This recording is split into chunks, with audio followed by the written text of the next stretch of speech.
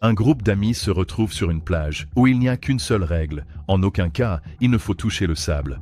Voyons ce qui se passe si vous enfreignez cette règle. Un groupe d'amis organise une fête déchaînée sur la plage. Ils s'amusent et profitent pleinement du moment. Les filles dansent en bikini et sirotent toutes sortes de boissons, tandis que les garçons inventent toutes sortes de jeux. Deux amis, Vance et Gilbert, trouvent un gros ballon recouvert de quelque chose de collant et le traînent près du feu de camp. La fête bat son plein. Acrobatie, boissons, farce et baisers. Cette fête a vraiment tout pour plaire. Le lendemain matin, Mitch et Kaylee se réveillent dans la cabane du sauveteur. Jonah et Shanda se sont endormis dans la voiture. Vance et Ronnie sont évanouis sur la banquette arrière. Pendant ce temps, Gilbert dort dans une poubelle où ses amis farceurs l'ont laissé. Marsha se réveille sur une table de pique-nique.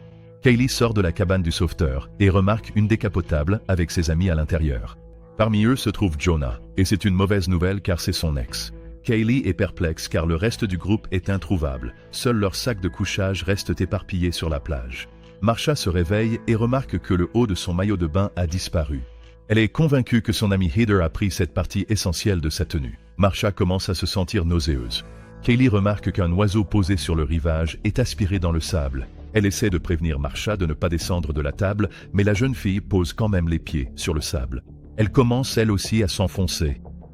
La jeune fille hurle de panique, mais les adolescents encore sous l'effet de la gueule de bois ne comprennent pas ce qui se passe. Vance est le seul à se précipiter pour l'aider, mais il se fait lui aussi piéger par le sable. Le groupe commence à paniquer en réalisant qu'ils ne peuvent pas démarrer la voiture et s'enfuir. Mitch trouve une corde dans la cabane du sauveteur et la lance à Vance. Malheureusement, la force du sable est si puissante qu'elle aplatit littéralement le garçon comme une crêpe. Bientôt, Vance est complètement englouti par le sable. Le même sort attend Marsha. Ronnie est horrifiée car elle était la petite amie de Vance. Il ne s'agit clairement pas de sable mouvant, mais de quelque chose de bien plus terrifiant. Les amis veulent appeler à l'aide, mais tous leurs téléphones portables sont enfermés dans le coffre de la voiture. Ils les y avaient rangés la veille au soir pour éviter de prendre des photos ou des vidéos compromettantes pendant la fête. Jonah essaie de démarrer la décapotable une nouvelle fois, mais il semble que la batterie soit à plat. Kaylee tend la main vers le sable et remarque d'étranges filaments magnétiques ressemblant à de minuscules poils qui en sortent. Pendant ce temps, Gilbert se réveille à l'intérieur de la benne. Il se rend compte qu'il est coincé et ne peut pas sortir. Les autres le supplient de ne pas bouger, craignant que toute la benne ne bascule sur le sable. Gilbert ne croit pas vraiment à leur histoire, pensant qu'il s'agit simplement d'une autre blague. Pourtant, il ne peut pas sortir tout seul, et comme vous pouvez l'imaginer, personne n'est vraiment pressé de l'aider. Les heures passent et Ronnie écrit dans son journal intime « Jonah et Shanda somnolent, et Gilbert souffre d'un coup de chaleur. » Kaylee demande à Mitch ce qui s'est passé la nuit dernière. Pourquoi pouvait-il marcher sur le sable sans danger hier, mais pas aujourd'hui? Elle lance un tube de crème solaire à ses amis et répète la même question. Qu'est-ce qui a changé pendant la nuit? Le groupe commence enfin à assembler les pièces du puzzle. Tous les ados qui ont disparu de la plage ont été emportés par ce sable infernal, sans exception. Ils sont les seuls survivants. Jonah lance la crème solaire à Gilbert. Le grand gars sourit pour la première fois de la matinée. Gilbert aperçoit alors les restes de la boule collante que lui et Vance avaient traînée jusqu'au feu la veille au soir. Les jeunes réalisent que la boule était en réalité un œuf et qu'au cours de la nuit, un véritable monstre en est sorti. Apparemment, il se cache sous le sable et se nourrit désormais de tout ce qui pénètre sur son territoire.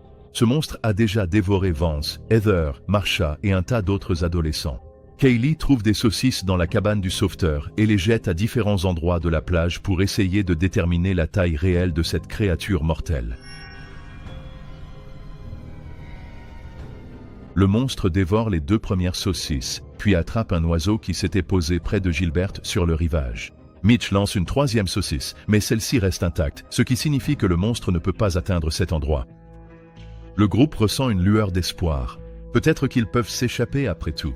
Cependant, la distance jusqu'à la zone sûre est assez grande. Jonah attrape deux planches de surf et les utilise comme un pont de fortune pour atteindre la table de pique-nique. En faisant cela, il parvient même à se disputer avec Kaylee. Il est clairement jaloux de la relation de son ex-petite amie avec Mitch.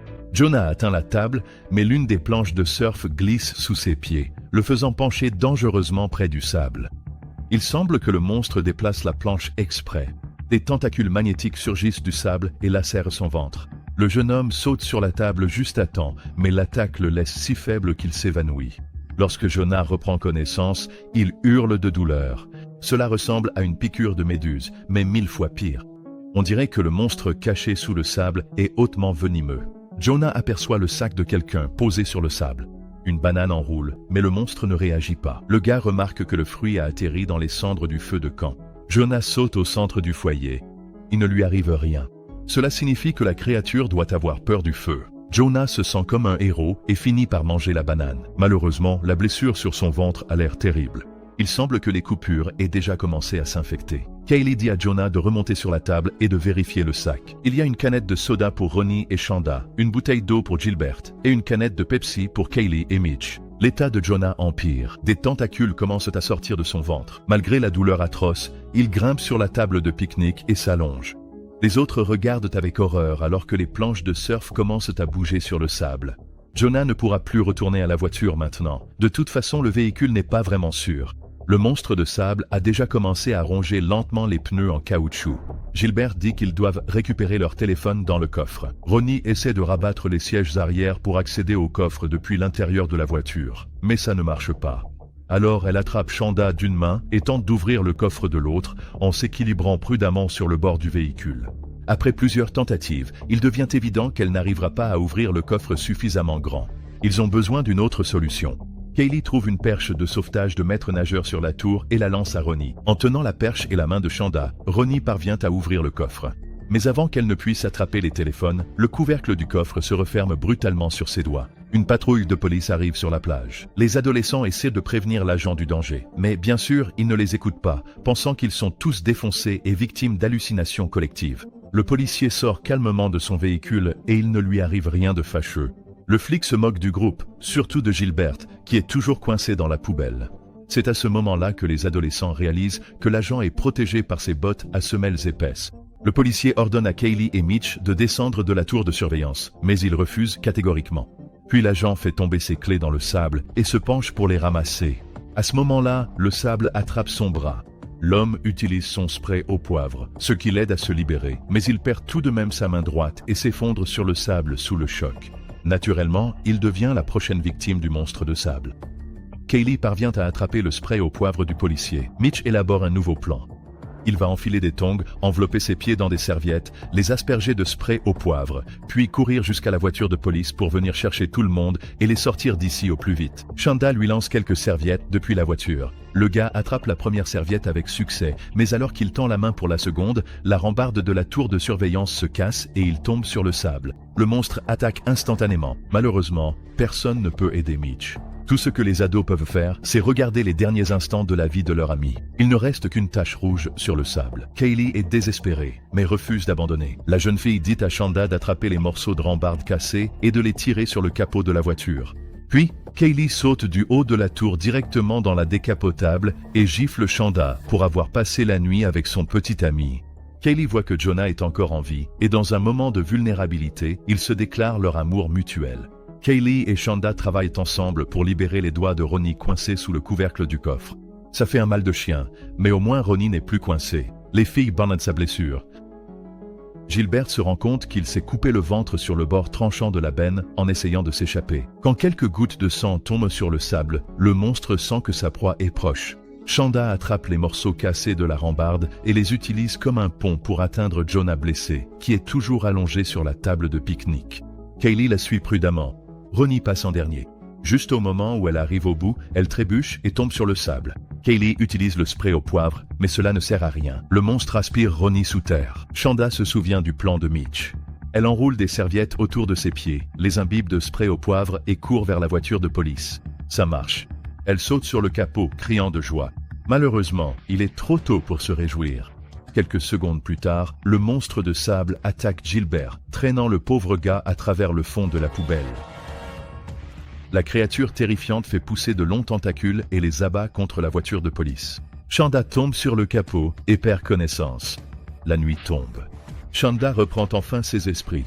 Elle atteint l'arrière de la voiture de police et y trouve un radeau gonflable. La fille le gonfle soigneusement, monte dedans, puis aide Kaylee et Jonah à atteindre le véhicule de police. Soudain, un énorme tentacule lumineux jaillit du sable et attaque Kaylee. La fille grimpe sur le capot et trouve 2 bidons d'essence. Avec eux, elle met le feu aux gigantesques tentacules de la créature. Les survivants s'enferment dans la voiture, regardant avec horreur les tentacules monstrueux se débattre en essayant de les atteindre. Finalement, le monstre de sable se retire. Kaylee et Shanda découvrent que Jonah n'a pas survécu à ses blessures. Les filles pleurent amèrement et finissent par s'endormir d'épuisement. À l'aube, un homme frappe à la vitre de la voiture. Il leur demande si elles vont bien. Kaylee et Shanda regardent autour d'elles et voient que le monstre a disparu. Elles peuvent à nouveau marcher en sécurité sur le sable. Mais où est la créature? On aperçoit quelque chose qui ressemble à une méduse géante dans l'eau, se dirigeant lentement vers une autre plage bondée de monde.